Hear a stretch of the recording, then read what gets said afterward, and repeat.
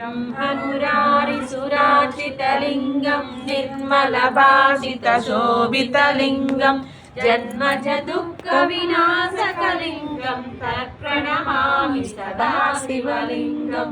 देवमुनिप्रवरार्चितलिङ्गं कामदहनकरुणाकरलिङ्गं रावणदर्पविनाशकलिङ्गं तत्प्रणमामि सदा शिवलिङ्गम् सर्वसुगन्धिसुलेपितलिङ्गं बुद्धिविवर्धनकारणलिङ्गं सिद्धसुरासुरवन्दितलिङ्गं तत्प्रणमामि सदा शिवलिङ्गं कनकमहामणिभूषितलिङ्गं फणिपतिवेष्टितशोभितलिङ्गं दक्षसुयज्ञविनाशकलिङ्गं तत्प्रणमामि सदा शिवलिङ्गम् कुङ्कुमचन्दनलेपितलिङ्गं पङ्कजहारशोभितलिङ्गं सञ्चितपापविनाशकलिङ्गं तत्प्रणमामि सदा शिवलिङ्गं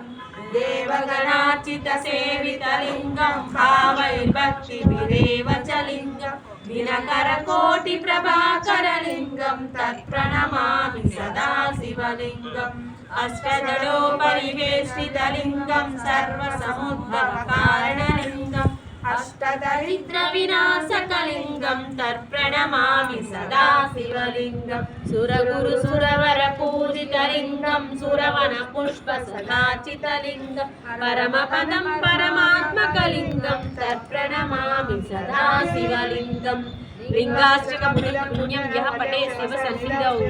शिवलोकमाप्नोति शिवेन सह मोदते।